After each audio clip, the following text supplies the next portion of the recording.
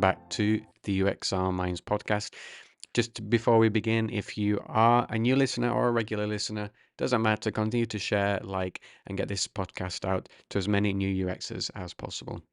Now, today is a very interesting, exciting, fascinating, however you want to call it, episode.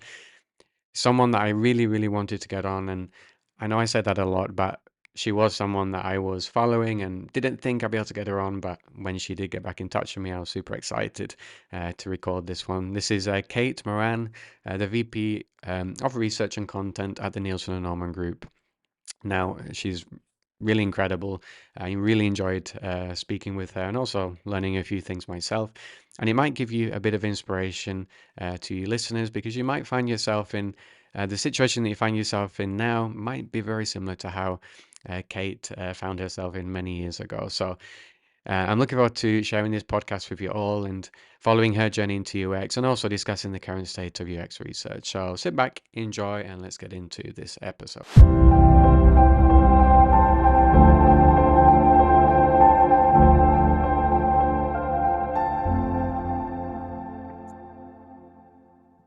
So I'd like to welcome Kate Moran to the podcast today. Just making sure I got that right. So the VP of Research at Nielsen Norman Group. So it's a pleasure to have you. How are you today? Thanks. I'm so glad to be here. I'm excited to hopefully, share some insights and advice for people who are getting started in this field. Yeah, well, that's why I wanted to get you on. I've seen a few of your a lot of your activity on LinkedIn, and I've liked it. Obviously, you're working for a very established organization in the field of UX, so it's very interesting for me as well to get you on and just have your expertise and your advice for our listeners. So thank you. Would you like to maybe just give a bit of a background into your experience and how you've ended up in the role that you find yourself in now? Sure. Yeah. So I, from a very young age, thought I knew what I wanted to do for work. Mm-hmm. And I planned from probably age 10 or 11 to be an English professor. Like that. Oh, I wow. loved reading. I loved I can books. see it actually. And yeah, you can. Well, so that was my plan. So I went to the University of North Carolina at Chapel Hill, which is in the southeastern United States, for my undergraduate degree. And I started studying English, which I loved, really enjoyed. I like to talk about it as being like a very intense book club. That's kind of what English courses felt like to me. Cool. And really loved those. But I started to talk to some of my English professors and see what their day-to-day lives were like. And I slowly started to realize this is not actually the career for me, and maybe academia isn't really where I belong. So, I was. Sorry, just out of interest, what was it in particular that, I don't know, changed your mind about the teaching world? It was a conversation with one of my favorite professors my freshman year, which was a Shakespeare class, kind of an unusual thing to be, my favorite class. But what was great about it was this professor was such a niche expert in Shakespeare that he could really make the text, he could put it in context. So you would understand that some of the, one-liners that the characters were saying back and forth were referencing this political situation at the time. Yeah. And so it was a dig at a politician, well, it's very nerdy, but I enjoyed it a lot. It sounds interesting. No, I like literature, so yeah, that's interesting. I probably drove this professor crazy because I would go to his office hours all the time, just wanted to talk about Shakespeare. Finally, one day I told him, I was like, I want to be an English professor. That's what I want to do for my career. And I remember he looked at me and he was like, well, Kate, it's like, if you're going to be an English professor, you're going to be, and he had this tiny little office. I mean, it was lovely and cozy and like, floor to ceiling books everywhere. So kind of a dream, but he was like, you're going to be in a room like this and you'll just be grading papers all day alone. And what I kind of read into what he was saying was basically like, Kate, you're too talkative. You're not going to like this. Okay. It obviously knew you well. And thought probably this isn't the best environment for you. No, I can see it though. I come from a teaching background too, and obviously now I'm a UX researcher, so similar thing. Like I don't think it's down to me like talking too much, but we'll get into it later. But yeah, Yeah, anyway, yeah. I won't Well, interrupt you. I still, I mean, I still love all of the things that initially attracted me to that job. Yeah, You know, uh, I think UX is really all about people and yeah, communication, and UX research in absolutely. particular requires a Yeah, lot of attention to people and how they think and behave, and you kind yeah, of need that natural curiosity. absolutely. So there I was, I don't know how old I was, maybe like 19. And for Yeah. half of my life I had planned I'm going to be an Oh English wow, I'm going to be an English that professor. was it. And And suddenly all my of a world is sudden, rocked. And oh I start no. looking around, and luckily for me, the university that I was at happened to have a really excellent information science program, which Oh, okay. I had never heard of that field before. It Okay. wasn't a very well-known time. It still isn't a super well-known field today, but it certainly wasn't Yeah, back then. absolutely. So I realized, oh, this is kind of applying the things I love. It's studying people and Yeah, communication, and a lot of analyzing literature is about looking for themes that kind of go from beginning to end, and thinking about yeah, what they might mean and how they might connect to other instances. And yeah. it's funny, I find I use that skill that I developed for my English major Really? constantly in UX research. Wow. That's incredible, really. And actually, when you think about it, it's true. Like the whole, yeah, like going back to what you were saying before about Shakespeare and like some one-liners, they're actually referring to a political situation or to, I don't know, even a religious situation. So yeah, it's kind of looking behind the meaning of what that person's saying or what that person's writing about. And like you Mhm. say, it's a fundamental aspect of research. And constantly thinking about context, and then Yeah. figuring out how you can stitch together these different instances, discrete instances, and drawing a through line from them, and Yeah. then presenting that to someone else and building an argument. So it's funny, Yeah. I obviously learned a lot through I ended up getting a bachelor's and a master's degree in information science, and I Okay. certainly have used a lot of what I've learned in those two degrees. But it's funny that Cool. I feel like I've used as much, if not more, of my English degree skills in my Yeah. career. Isn't that funny? That's incredible. That's incredible. But it also makes sense to me as well, because like I said, coming from teaching myself, um, like I did like a lot of the teaching, like the interaction with the people I was teaching with and the relationships you build up with the students. But I do also have that like love for psychology and how people interact with the world as well. And eventually one day I wanted to kind of transition over to a job after also working in customer care. So kind of stitching all of those experiences together. And eventually, it's a long story, but eventually UX research became the thing that I felt would be the right path for me. Mhm. But like you say, like a lot of the skills that I have, like that I use every day, I built, developed, and grew in my teaching job. So absolutely. And even like down to, I don't know, like the first lesson that I would meet to students, I was teaching English at the time. Um, and I'd use like the first couple of lessons just to get to know the student, understand like the problems they were facing already with learning the language, the experiences they'd had in the past of trying to learn English, struggling, pain points they'd face, etc. So in the end, like, yeah, it's the same thing, but just on a different job. So yeah. I know. So a question I get a lot. So in my role at Nielsen Norman Group, or I guess Yeah. what I should say is Nielsen Norman Group as a company, part of the role Hmm. we try to play is helping people break into this field, which Yeah, in many cases can be very difficult and kind of absolutely. esoteric, especially all the terminology and the Mm, techniques. It's can be really yeah. intimidating. So a question I've gotten many times through the 9 years that I've been at Nielsen Norman Hmm. Group is, do I need to go to university and get a degree in, Yeah.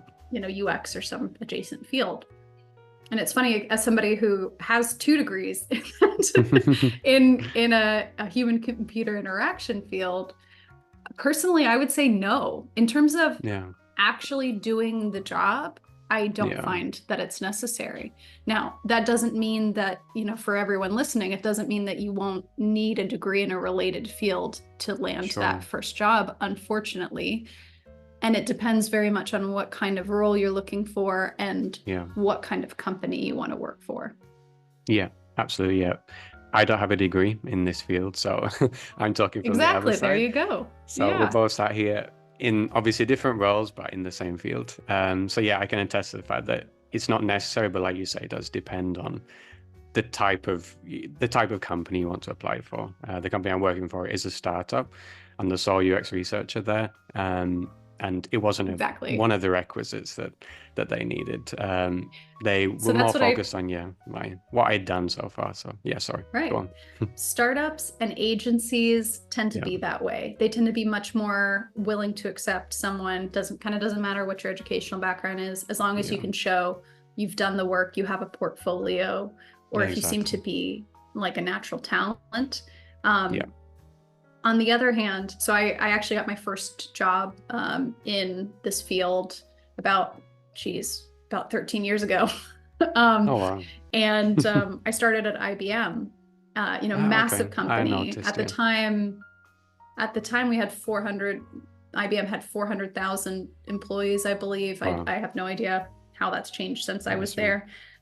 But I know at IBM, certainly that was a requirement. You had to have at least a bachelor's Yeah, degree. And if I remember correctly, you could only reach certain levels, especially like uh, compensation levels within the company, if you had yeah, a master's, which I think is so ridiculous. And I don't yeah. know if they still do that. I hope that's changed. Because when you think about user experience, that really doesn't matter. No, no, and like you say, like probably that what actually matters is are you able to do the job? Have you got experience doing the job? And that should be what really matters at the end of the day. Like, can you demonstrate that you've done this before? Because like if there's two people sat in front of you, one has that master's degree, the other one doesn't, but they're both able to do the job, what really is the difference at the end of the day? It's a piece Exactly. of paper, it is like years of study, but if they're both able to do the same job, like yeah. So yeah, The completely agree. other the other reason I feel that way is because academic programs really struggle to keep up with the pace at which our Yeah, field changes. that's true. Um, and that was the case when I was in school. I can only Yeah. imagine how much more difficult it is for them now, especially with the advent of generative AI and all these new Yeah. tools and techniques that are constantly coming out on the field. So if you were to ask Mm, me, what would be more impressive to me on a resume, 4 years of mm, experience, hands-on experience as a UX yeah, researcher, or 4 years absolutely. of a college degree, I'm definitely going to prefer the hands-on experience. But I do Yeah. have to repeat again, that's not every company. And so it does very Yeah. much depend Yeah. where people are applying. Of course, of course. And obviously if you do have the degree, it's a plus, it's a bonus. Like it's not something that's wasted. But yeah, like you say, Yeah. it's like the years of hands-on experience also for me would yeah, trump like just a degree and no years of experience.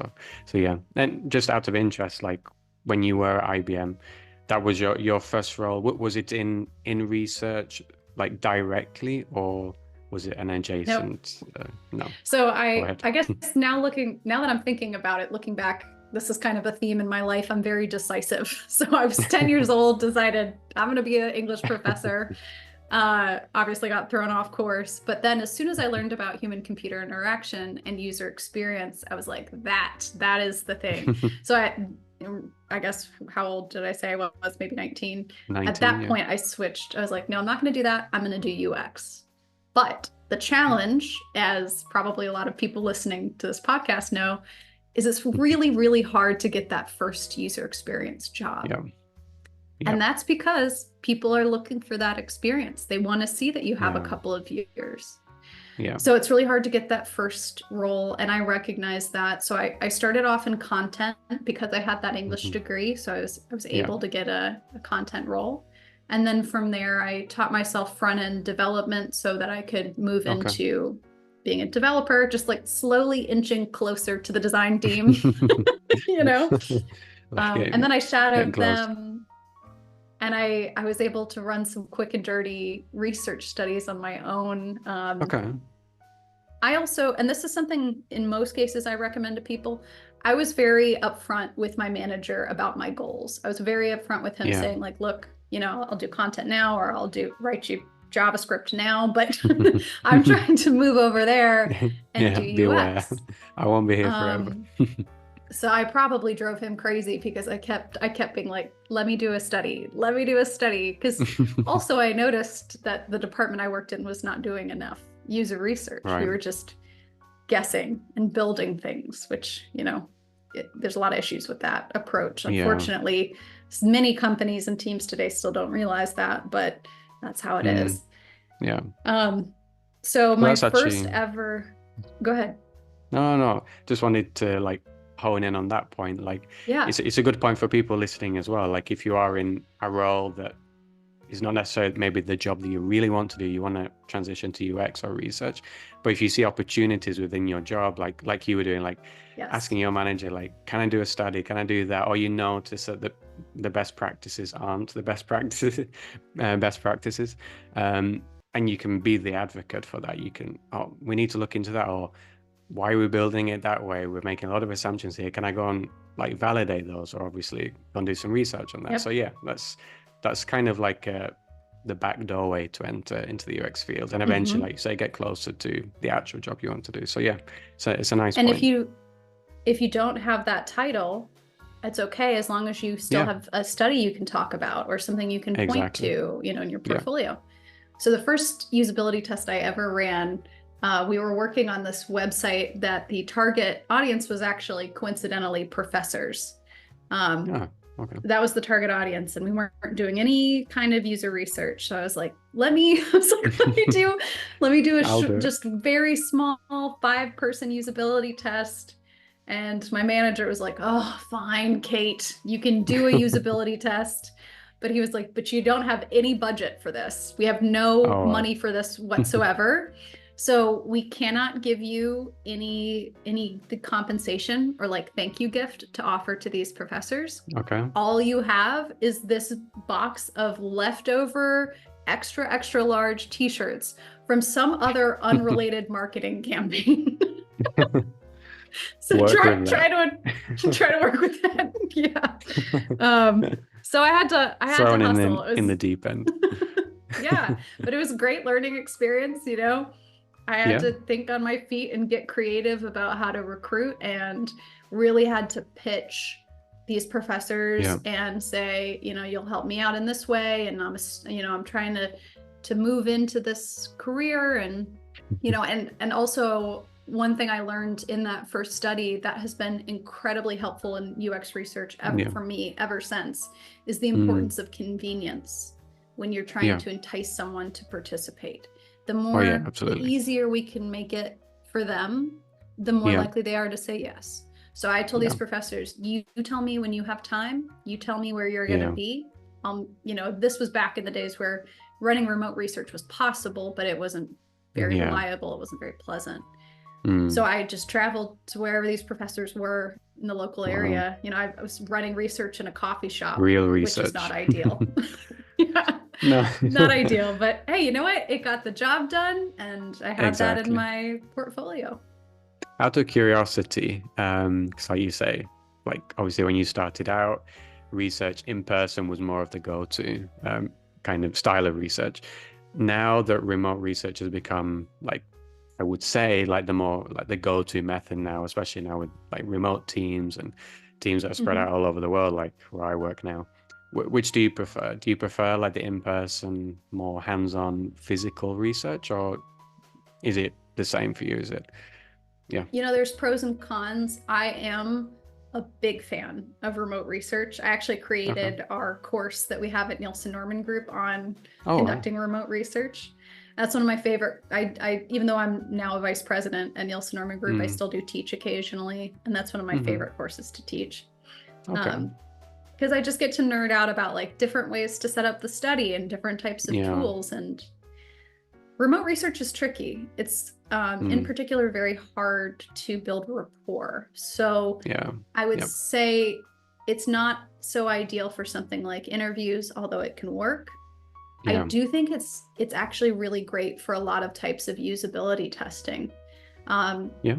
One of the things that we try to train new usability testing facilitators to do is to try Mm. to fade into the background as much as you can. Yeah. Um, it's a lot That's easier true. to do that when we're not physically in the same room, and when Exactly. somebody You're already starts screen faded out. sharing and they can't see your face, and you can stay quiet except when you need to maybe prompt the participant or ask follow-up Yeah. questions. So there's a lot of pros. But Yeah. I think for things like, field studies, for example, there's really no way I mean, you can kind of hack together Yeah. like a remote contextual inquiry kind of thing, but it's not the same as being able to follow people in their Yeah. real environments. So what about you? Okay. What do you prefer? Well, I probably, in my experience, I've had more experience doing the remote style of research. So, Hmm. and like the job I'm currently in as well, I can only really do remote research. First of all, because our team is spread out all over the world. So, like, I'm the Yep. only like Sci-Fi employee here in Italy. So I'm on my own here. And also just the nature of the company, like Earth observation, like satellites, that sort of thing. It's very hard to find people who work in that field without going to Yep. these big corps, Maxar, Planet, etc. So that can be difficult. Yeah. And I can speak to some like normal users in the sense of like non-expert Hmm. satellite image users if I need to do any studies on using those types of users. But generally, I have to do remote research. Yeah. So I'm But becoming very skilled at that. But yeah. that's one of my favorite things about remote research is that it does help Yeah. with recruiting. Again, coming back to that idea Yeah. of convenience, how can we make this convenient for people? Well, it's pretty Yep. convenient if you say, you tell me when you're available and I'll just pop into your computer. Exactly. Um, I'll send you a Calendly now, link. That's not an endorsement for Calendly, but I can send you a link for Google Calendly, and then they choose their time slot. Not exactly. for on that side of things, yeah. And also you can speak to users all over the world, which also gives you a different Yes. insight from also even different backgrounds, different cultures as well. Hmm. And I've noticed that as well on some studies, like maybe some users from Africa or Europe or America all view and use things in a different way based on like their Yes. culture and what they use on a day-to-day basis. So So yeah, there's a huge inclusivity benefit here. Also for people who might exactly. have mobility issues, who wouldn't be able to travel to an in-person study. Yeah, those Exactly. are definitely important because the people that we study, the people that we conduct user research with, Mm, as you know, are the people we yeah, design for. So exactly. if we live in Italy and we're only testing the people who live in the nearby The region, Italians. then there's going to be Yeah, some kind of bias there. I was actually yeah, talking to a woman who works at Shopify, the major yeah. global e-commerce platform, and she was telling me that before COVID, they did all of their user research locally because it was very Mm, easy for them to, they were based in Canada. It was very easy for them okay, to find Canadian participants who were willing, who are a okay. good fit, who are local. But then Hmm. COVID happened, and like a lot of teams, suddenly, okay, we got to figure out how to do this remotely. And what was amazing was she told me that they started doing tests with people worldwide, and they realized people in different cultures obviously have slightly different needs, slightly different Yeah. preferences, and so suddenly they really were excited about doing remote research. And even after it became an option to run in-person studies again, they decided to keep that as a piece of their research going forward. Yeah, well, I can imagine also for a company like Shopify that are Right. international, makes sense to to have research studies or interview people from all over the world. So no, absolutely, that's something that I've noticed, yeah, in my role here at Skyfi, that has been a big benefit for us. And we do have users all over the world, so it makes sense to speak to them all. That's The other cool. That's thing I cool. think it really helps with is cutting down costs, which right Yeah, now has always been important for UX research because, it's frustrating, but still a lot of companies are hesitant to spend money on yeah, research. A lot of them still don't yeah. see the value. So No. the faster, the more cost efficient we can make it, the easier things Yeah. tend to be. Exactly, exactly. To advocate for the research in the company. So Yes. no, absolutely. That's cool. That's cool. And maybe just going to, so you're at IBM, eventually you arrived at Nielsen Norman. Um, Hmm. what did you start off, like what was your first role there, and how did you Yeah. end up now becoming VP of Research and Content? I think that's your Hmm. full title. Okay. Yep. Well, first I'll tell you how I ended up at Nielsen Norman Group because it was kind of Yeah. funny. So I was about to graduate with my master's degree in human Mm-hmm. computer interaction, and I was working on my master's thesis, which this is going to date the time that I was leaving my master's program, but it was at the time when flat design was new and Okay. everyone was Wow. very opinionated. We had some people who were like, flat design is the future. It's the, it's the best. It's like feels so fresh. Other people were like, no, flat design is, not usable. There was all this debate about it at the time. Yeah. So I decided to do my master's thesis on the subject of flat design. Oh, And I okay. remember just like wearing myself down to the bone working on this master thesis just because it's hard. I'm a perfectionist, so it's hard for me not to. Yeah. Meanwhile, I have the easiest thesis advisor in the whole school, like the nicest guy, just being very supportive, Perfect. not very picky. So I did not have to work this hard on this thesis, but I just wanted to. And I remember working on this and thinking, why am I working this hard? This is going to go into a pile of printed master's theses that no one is ever going to look at again. Um, Funnily enough, somehow, once it was published, Jacob Nielsen, one of the Mm. co-founders of Nielsen Norman Group, saw my master's thesis, Oh, and wow. he thought, you know what, we could just modify this a little bit and publish it on nmgroup.com. So Oh, wow. he recruited me into Nielsen Norman Group because he realized I'd be a good writer for him and Oh, wow. researcher. So in the end, it Um, was worth your while being a perfectionist. exactly. Isn't that funny? It paid off. I really That's didn't think it cool. would. Um, so I started as a user experience specialist, which is kind of Okay. a vague title. But we do that intentionally at Nielsen Norman Group because we're a really small company. A lot of people don't Yeah. realize that. We've been around for over 25 years, but we currently have Mm. fewer than 40 people working at the company. Oh, wow.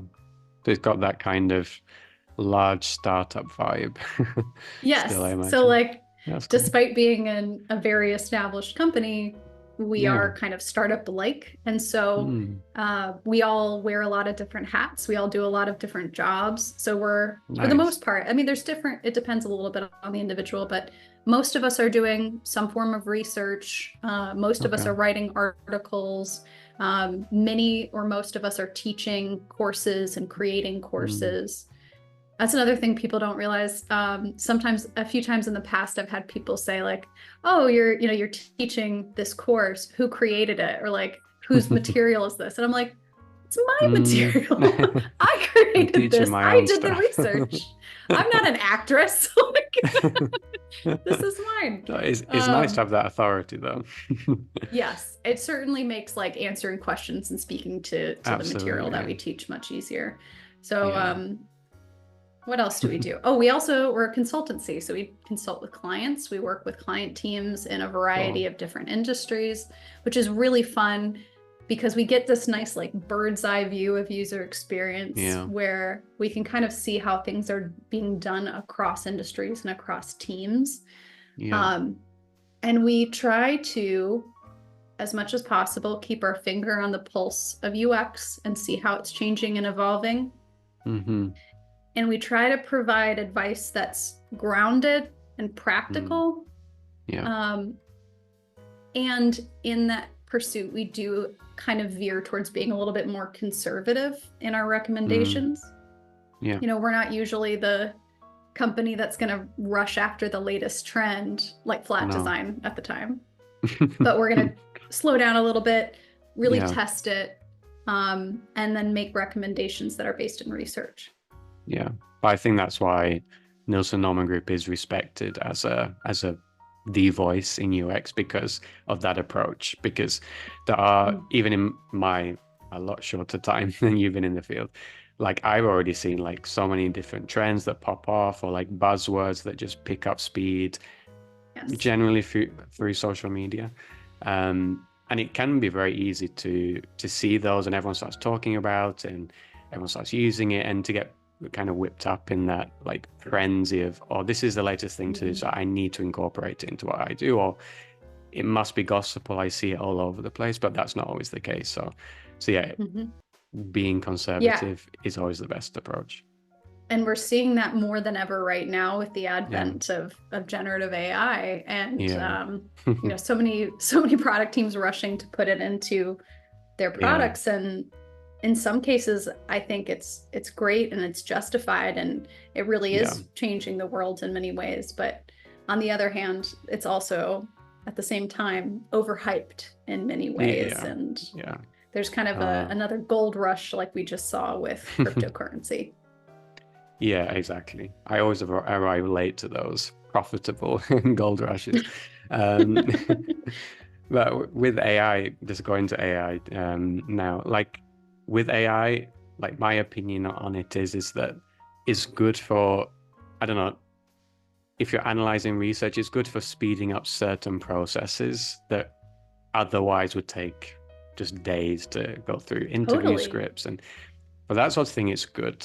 But I always still review everything. And if I do like generate some some tags or some analysis of some interviews I've done, I always go through them. So it can it can help you unblock sometimes, like if you just see a wall of text. And sometimes when you're looking at interview after interview after interview, it can be hard to be fresh looking at it and not miss things, or even like develop a slight bias.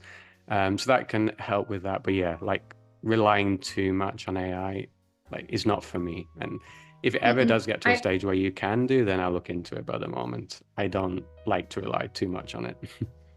Yeah, I think that's the healthy mindset to take right now. What Yeah. I've been telling people is treat tools like ChatGPT as an intern. Yeah. It's fine to let it take a first pass at certain things, but then you need to make sure that Yeah. you're going through it and you're catching the mistakes. Yeah. I'm in the middle of planning my next research study. This is one of the things I love about NNG being so small. Even though I'm a VP, I still get to teach. I still get to do research. That's awesome. Um, so I'm planning my next study, which I'm going to run at the end of this month, the end of January, on AI. And I Yeah. played around with ChatGPT. I was like, let me just see how far this can take me, helping me Mm, come up with a draft of my research plan. yeah. Um, and it took me about an hour and a half. I gave it our template. We have an internal template that we use for Okay. our research plans. So I think that helped to give it a good starting point. Mm-hmm. And I just kind of went through section by section and had it create first drafts for me based on the research goals, and research questions that I provided it. Mm. It did a pretty good job. Yeah. I think the thing that especially new people need to watch out for, though, these tools are very good at sounding convincing and sounding Yeah. plausible. And if you Yeah. don't already have the experience, it's easy to get tripped up by it. I definitely had a few instances where I had to correct it. I had to change something. I noticed it was missing things, for example, missing important questions on my screener. Mm. And I do worry for people who are new to UX research. It can be really easy to miss those kinds of things.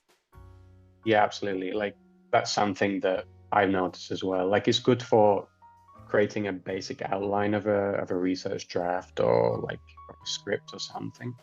But I do find that it is very generalized. Like a lot of the goals that it will come up with are very Mm-hmm.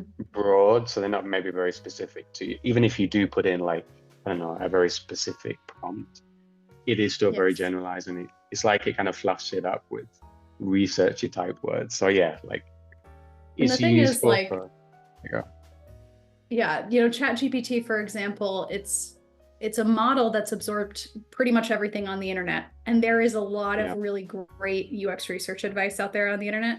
There's a lot of really terrible advice yeah, also.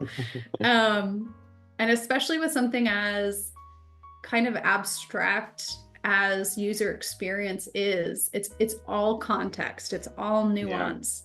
And that's exactly the kind of thing that these models can struggle with. So I think that's kind of a word of caution for anyone who's Yeah. playing around with these tools. I do think every UX researcher should be playing with these things and Yeah. testing them and seeing what they're capable of. And I definitely think it is, and that these tools are and will continue to improve the efficiency of our work Mm. and Yeah. reduce a lot of the redundancy. Yeah. But there's a lot of claims being made out there right now that are not factual. Yeah.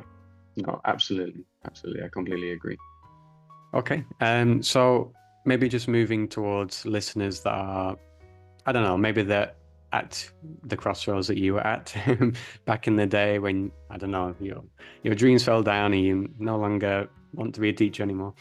Maybe someone's listening is at that crossroads now and they're thinking, research or user experience could be for me. What advice would you give to those ones? They're in that kind of, yeah, crossroads. They don't know what to do next. What would you say to them? Mm-hmm. First, I have to, give a little bit of tough love and say that it's a rough time for the user experience field, Yeah. especially this past year, 2023. Yeah. Lots of layoffs. A lot of people that are friends of mine personally have been let Mm. go from organizations. People who I know were excellent researchers, Mm. and did nothing wrong. These companies Yeah. just hired a bunch of people when interest rates were low in the United Yeah. States, and especially, and Yeah. so I think that's a bit of a warning that right now is a difficult time Mm. to be breaking into user experience research. Mm-hmm. But that said, I think that's changing. I think that's turning around. It seems like a lot of Yeah. these companies are going back into hiring. Mm. Um, and it is overall a pretty difficult job. Yeah. Being a UX researcher can be exhausting. It's a lot of Yeah. pouring through data and talking to people, and if you're Mm-hmm. doing in-person studies, sometimes lugging equipment around and Yeah. running into difficult participants. But if you have that natural curiosity about people, Yeah. there's no more rewarding job, I Yeah. think, to me personally.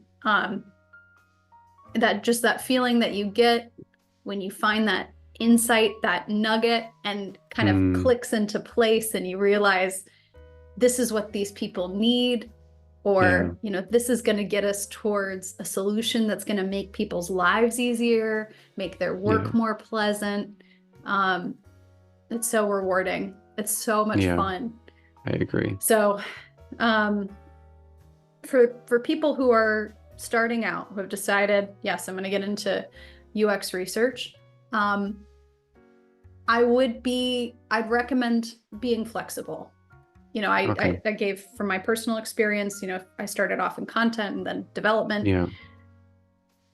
You may eventually want to be a specialized UX researcher, but those roles tend to be less available. Those more specialized roles, they tend also to be something that you'll find more in larger companies and less in smaller companies. Yeah. So I would recommend, you may have your heart set on being a UX researcher, but maybe a UX designer position opens up and you're, able to use Figma, or you can teach yourself to use these tools. Yeah. Maybe start there. Similarly, I would say if you're already in a company that works on digital products and you can do kind of like I did and sort of elbow your way in there, annoy people That's until true. they let you run a couple of quick and dirty studies. That's a great way to do it. Yeah. To build up that hands-on experience. Yeah. No, I completely agree. And also, that was kind of the situation I was in, because a lot of the time it depends on where you live as well. So like I noticed there's a big difference between Italy and even the UK or America, the United States, in terms of like UX maturity around research. So yes, I wanted to be a researcher here in Italy. I had a look around at just roles here, even like in-person roles, like in the office.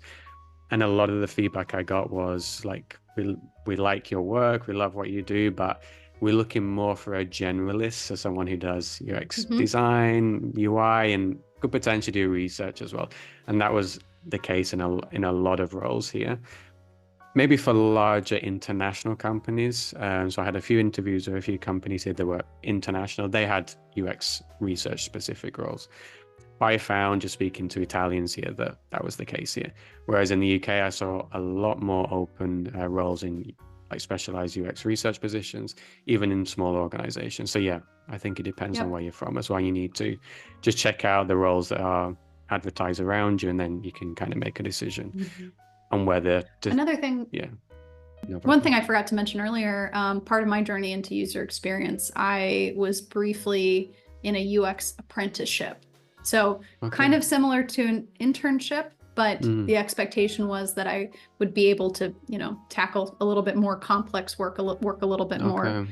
independently, but really shadow more experienced UX researchers and designers. Okay. Um, and that kind of hands-on experience is really valuable. So Yeah. finding, if you're not currently in a job where you can get some hands-on experience while you stay in your current role, then looking around to see if you can find an apprenticeship or an internship, should be paid internship. Yeah. Yeah. Um, and that can be a great way to build up your portfolio.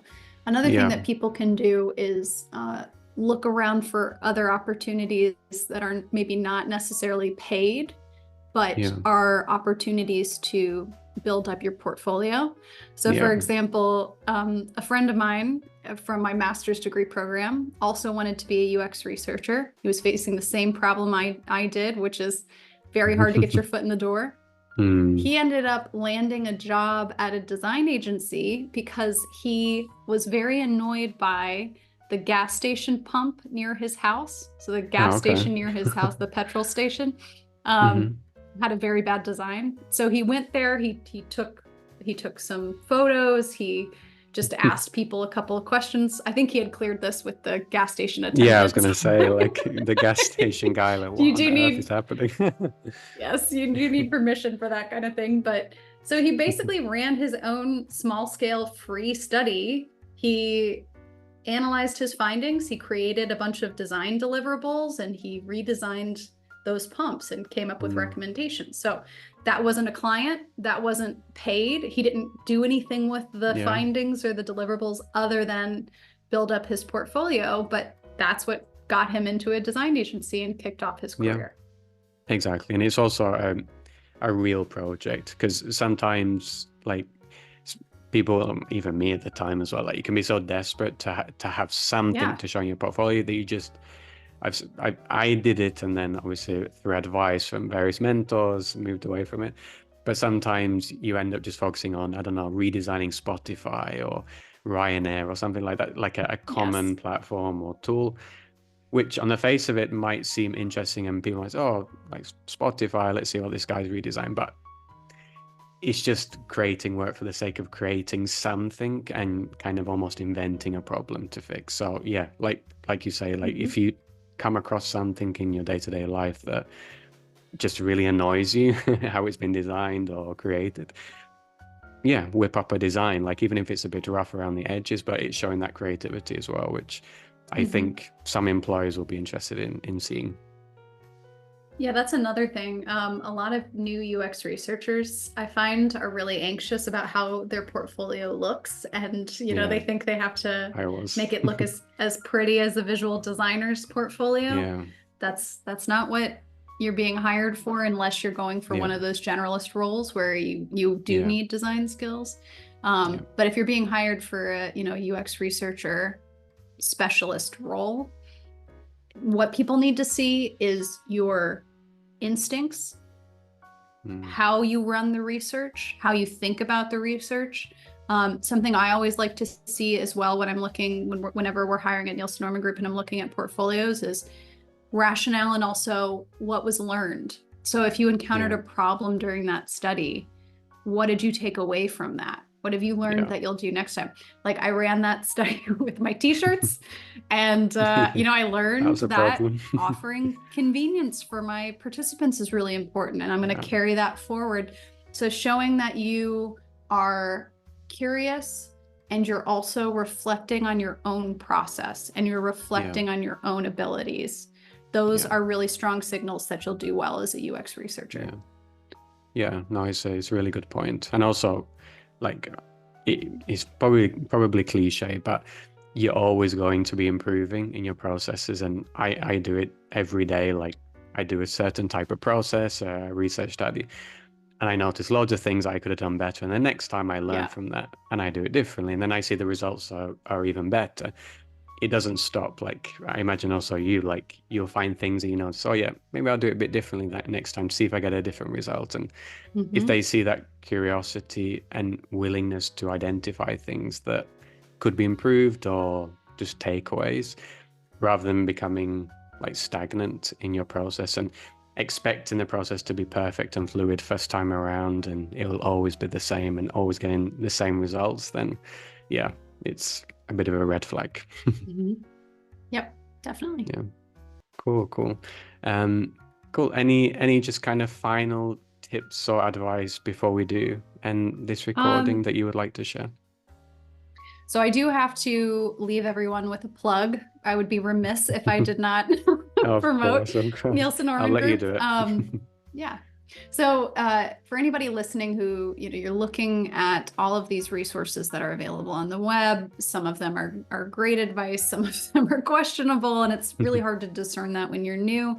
I'll just put in a plug for nnGroup.com, which is Nielsen Norman Okay. Group's website, where we have a library of thousands of free articles and free videos defining really common research practices, talking about how to build different deliverables, explaining, step by step how to do these things, how to facilitate, how to recruit. And so I'll really encourage everyone to go check those out because they are there for you and we create them as a resource for the UX community. So we hope they're helpful. Yeah. I'll jump in on the plug as well. Like, I've used them. So when I was learning and studying UX, I quickly found that Nielsen Norman Group was kind of the go-to place to get like real resources, like resources that you can trust. So I use them so much. I watch the videos, like when, I don't know, one of you guys at Nielsen Norman Group talk about different things around research or just user experience. And even now I do refer to those when I got a few doubts or just want to triple check I'm doing the right thing. So yeah, I completely agree and yeah, wanted to get in on that plug. That's so great to hear. They are useful. Cool. Thank you. Thank you, Kate. And thank you for your time and being willing to speak with me and be on the podcast. It's been a pleasure to just speak with you and also get to know you better. Yeah, I had a great time. Thanks for inviting me.